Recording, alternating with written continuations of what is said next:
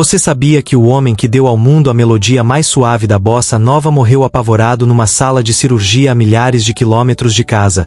O que realmente destruiu o coração de Tom Jobim quando as luzes dos palcos se apagaram para sempre? Fica comigo até o final porque hoje nós vamos dissecar a verdadeira autópsia da vida e da morte desse gênio brasileiro. Quando você escuta Garota de Ipanema, você imagina um Rio de Janeiro ensolarado, leveza, amor e uma brisa perfeita soprando na praia.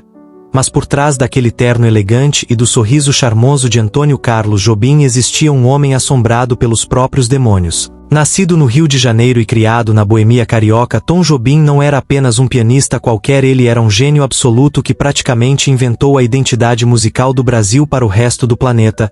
Nos anos 60 ele conquistou Nova York, dividiu palco com Frank Sinatra e colocou a nossa cultura no topo do mundo. O homem parecia intocável, mas o preço de carregar a genialidade nas costas é absurdamente pesado.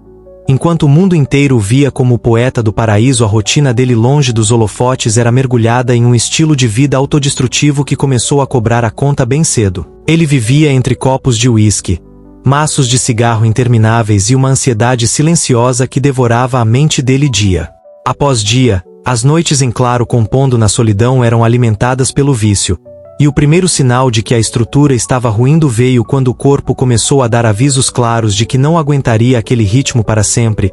Ele tinha um pavor quase fóbico de hospitais, de médicos e principalmente de avião. Um medo doentio da própria morte que ironicamente o fazia acelerar o próprio fim ao recusar diagnósticos e fingir que as dores que sentia eram apenas cansaço da rotina pesada de shows e viagens. O contraste entre a melodia perfeita que ele entregava ao público e o caos que ele vivia no camarim era assustador. E é exatamente aqui que essa história começa a tomar um rumo verdadeiramente sombrio. À medida que os anos 90 se aproximavam, a saúde de Tom Jobim já não era mais a mesma e o estilo de vida boêmio cobrou um preço devastador. A dependência severa do álcool e do cigarro ao longo de décadas destruiu silenciosamente o organismo do maestro. Mas ele se recusava a encarar a realidade, escondia os sintomas de amigos e familiares. Tomava remédios por conta própria e preferia beber para anestesiar as dores abdominais constantes que o torturavam. A paranoia dele com a morte aumentava. Cada dia, ele tinha superstições estranhas, desconfiava de tratamentos modernos e dizia frequentemente para pessoas próximas que sentia que o fim estava próximo. Mas isso ainda não era o pior. Em meados de 1994, o corpo dele finalmente entrou em colapso total. Exames revelaram um tumor grave na bexiga. Uma doença silenciosa e agressiva que exigia uma cirurgia urgente e arriscada. O problema é que o pavor de operar era tão grande que ele adiou o procedimento o máximo que pôde, tentando ignorar a gravidade da situação. Quando não teve mais para onde fugir, ele decidiu viajar para os Estados Unidos para fazer o procedimento no Hospital Mount Sinai em Nova York. O que veio depois ninguém esperava. Aquela viagem não parecia uma busca por cura, mas sim uma marcha fúnebre antecipada. Relatos de pessoas próximas dizem que antes de embarcar ele parecia se despedir das ruas do Rio de Janeiro com um olhar pesado e angustiado, como se soubesse que nunca mais pisaria no solo brasileiro. Em Nova York, o clima no quarto do hospital era de uma tensão insuportável.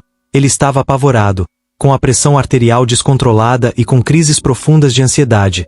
E é aqui que a história começa a ficar perturbadora.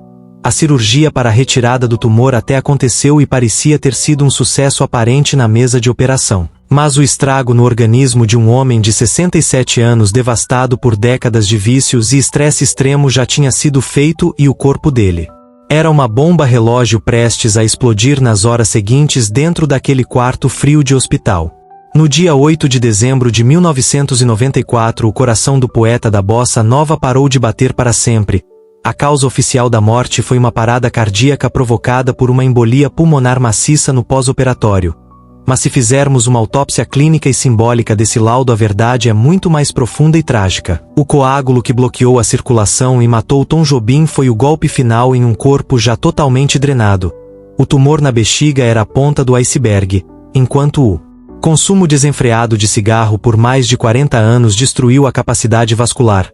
O álcool fragilizou os órgãos vitais e a ansiedade crônica junto com o pavor da cirurgia geraram um estresse metabólico tão violento que o coração dele simplesmente não aguentou o tranco. A autópsia da vida de Tom Jobim revela que o homem que ensinou o mundo a amar com sua música era na verdade um homem profundamente solitário e aterrorizado pela finitude da vida.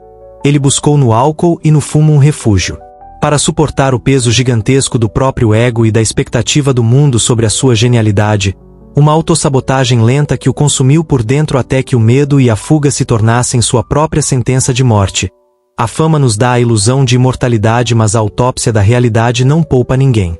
Se você quer ver as autópsias mais sombrias das mentes e das vidas trágicas que a história tentou esconder por trás da fama, segue o perfil agora mesmo, porque a próxima história vai te deixar sem ar.